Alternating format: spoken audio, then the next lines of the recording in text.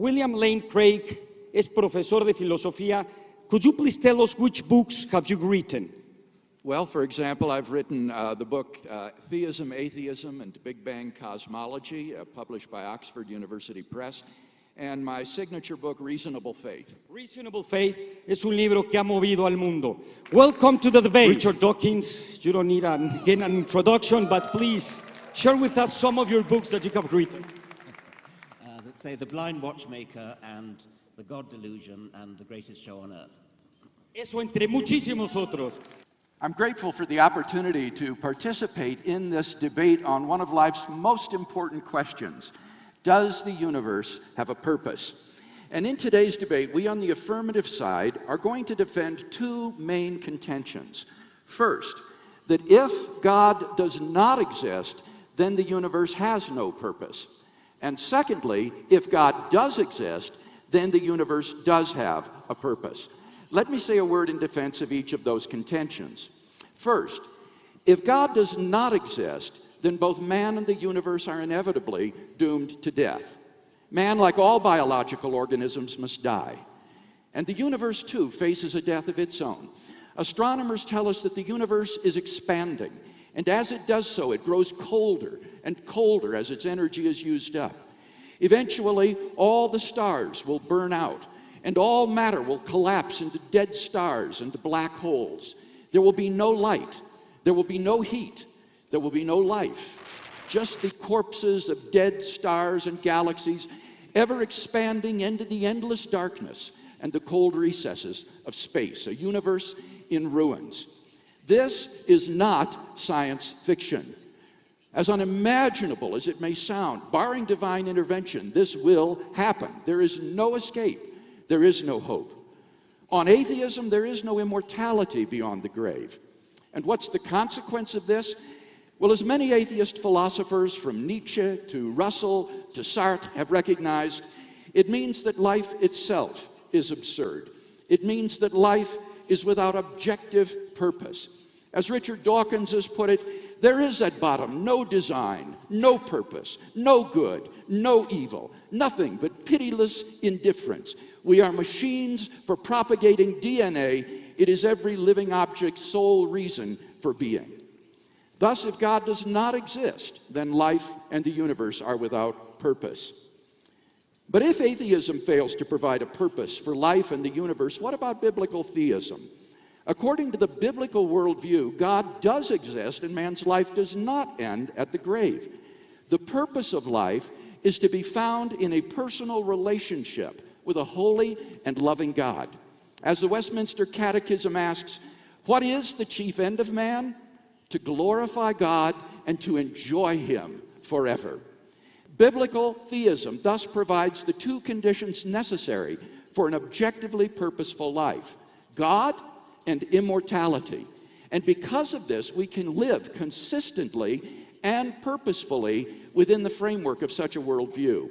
And thus, biblical theism succeeds precisely where atheism breaks down. Now, I'd be the first to say that none of this proves that God exists. But in today's debate, we've been asked to discuss not whether God exists, but whether the universe has a purpose. And the answer to that question is, it all depends. If God does not exist, then the universe has no purpose. If God does exist, then the universe has a purpose. On this question, there need be no dispute between the theist and the atheist. I think we can all agree with those two contentions as I've stated them. Now, if our colleagues on the other side want to go beyond this merely conditional statement and claim that the universe in fact has no purpose, then they must prove that the antecedent of that conditional is true. That is to say, they must show that God does not exist. So what arguments did Professor Ridley give to show that God does not exist? Well, I basically heard only one, namely the problem of evil. This is not the best of all possible worlds. Well, certainly all of us need to face the problem of evil, and any account of evil must begin with this question: what is evil? I maintain that evil is a departure from the way things ought to be. I can think of no more reasonable definition of evil that captures our shared intuitions. But if we agree that there is evil in the world, and that evil is a departure from the way things ought to be, then we must also agree that there is a way things ought to be. But if there is a way things ought to be, then there must be some transcendent design plan or purpose that determines how things ought to be. And so there must be some transcendent being, a creator in fact, whose will is the basis for how things ought to be. And hence evil is actually evidence that God does exist. If atheists are right and God does not exist, then there is no design plan, hence no way things ought to be, hence no departure from the way things ought to be, and hence no evil. But does anyone here really want to claim that evil does not exist? So I don't think we've heard any good reason to think that God does not exist. Indeed, the theist is not committed to Leibniz's claim that this is the best of all possible worlds. Now, time doesn't permit me to develop in my opening statement a case for theism. Let me simply list the arguments which I have defended in my published work. Number one, God is the best explanation for why anything exists rather than nothing. 2, God is the best explanation for the beginning of the universe. 3, God is the best explanation for the fine-tuning of the initial conditions of the universe for intelligent life. 4, God is the best explanation for the existence of objective moral values and duties in the world, including evil. And 5, the very possibility of God's existence entails that God exists. If you're interested in a detailed discussion of these arguments, time is out, I'm sorry. See my book, Reasonable Faith. Thank you very much. My colleague Peter Atkins, whose works I recommend to you, I think that it's high time that a scientist won the Nobel Prize for Literature, and Peter Atkins would be my nominee for that. He was once invited to give a lecture in Windsor Castle, which, as you know, is one of the homes of the British monarch. And at the end of his lecture, Prince Philip said, "You scientists are awfully good at answering the how questions, but what about the why question?" And Peter Atkins said, "Sir, the why question is just a silly question." We humans are obsessed with purpose. It seems perfectly natural when we're presented with an object to say, what's it for? It starts in childhood. The psychologist Deborah Kellerman has investigated this very interestingly with children, offering them a question like, why do you think these rocks are pointy?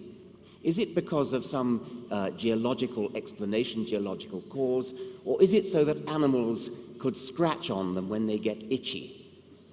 And below a certain age, I think it's about 6, most children answer with the teleological answer with the purpose question. Yes, they're pointy so that animals can scratch on them when they get itchy. Children then mostly grow out of that purposive way of looking at the world, but not apparently everybody.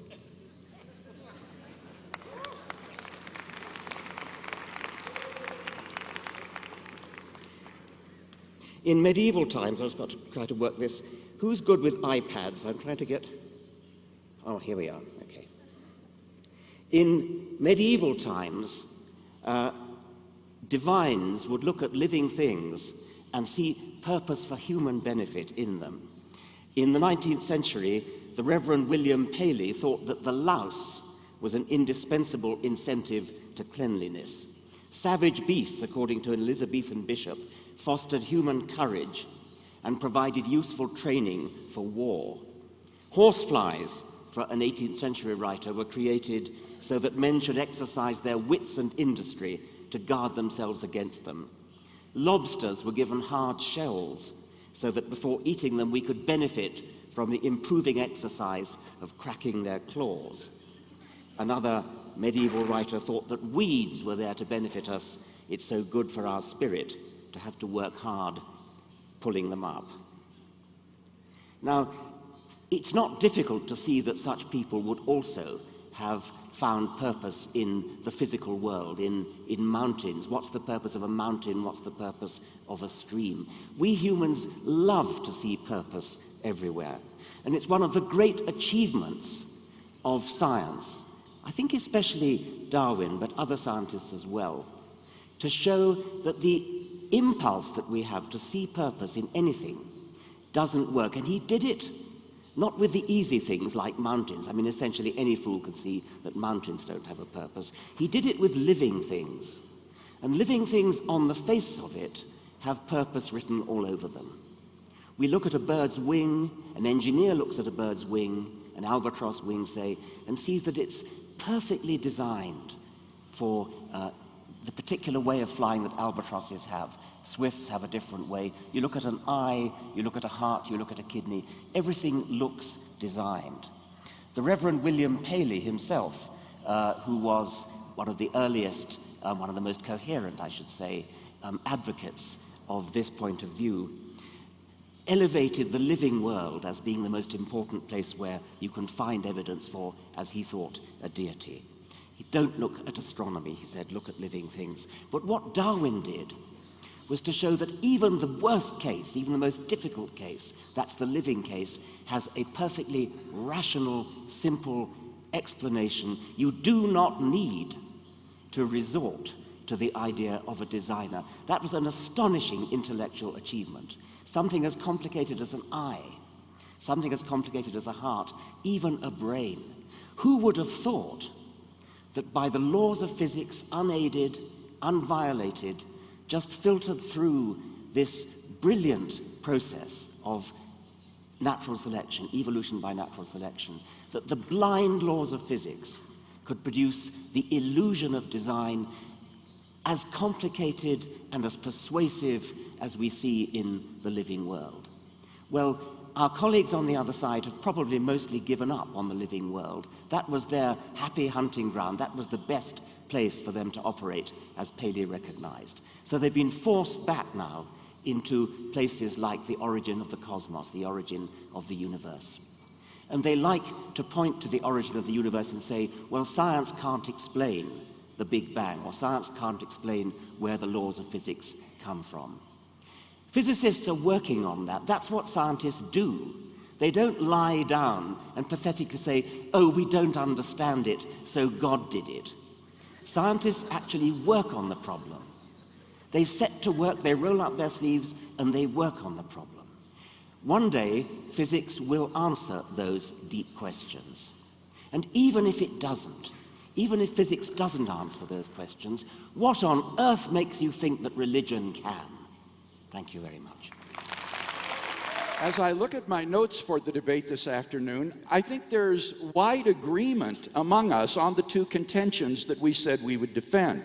First, that if God does not exist, then there is no purpose for the universe, and our colleagues seem to agree with that.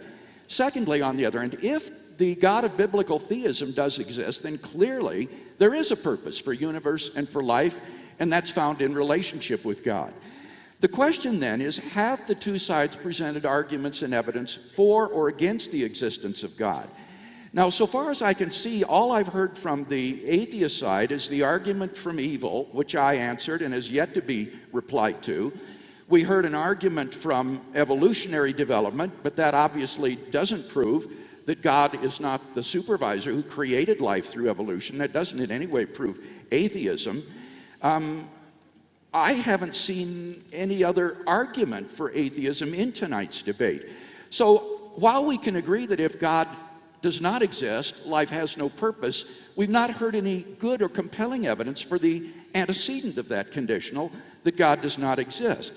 By contrast, I think we've heard 10 arguments that I list for the existence of God.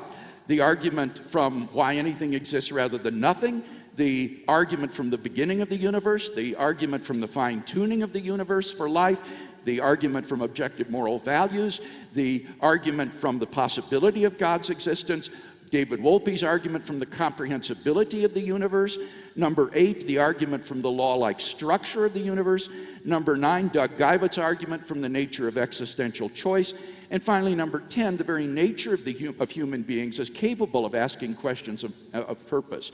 All of these, I think, constitute a powerful cumulative case for thinking that there is a transcendent creator and designer of the universe who is the locus of absolute moral goodness, and in relationship with whom we can find the purpose and meaning of the universe. I think the most reprehensible position represented in tonight's debate is Richard Dawkins' claim that why questions are just silly. These are the deepest existential questions that human beings can ask, and refuse to ask such why questions is to reduce human being to mere animals, which is, of course, exactly what Professor Dawkins believes. We're just animated chunks of matter in motion. Love, questions of meaning, and so forth, they're all ultimately just spin-offs of the blind bioevolutionary process. But if God exists, then clearly these are meaningful questions. These are vital questions for the nature of human existence and destiny. The tragedy would be that if God does exist and you miss his purpose for your life because you think these are silly questions and therefore don't need to think about them, would be the ultimate tragedy. I think the whole case the other side is putting really comes down to an emotional case rather than a rational one. William Lane Craig seemed to think that it would be so intolerable, so disagreeable, that we are doomed to death, that the universe is doomed to death, somehow playing on the heartstrings, playing on the emotions. It's not nice to think that we're all going to die. It's not nice to think that the universe is going to die a heat death and that everything is going to come to an end. It's not nice to think that everything is meaningless. And therefore, somehow that must prove that there is purpose in the universe, that there is some sort of top-down supervising God.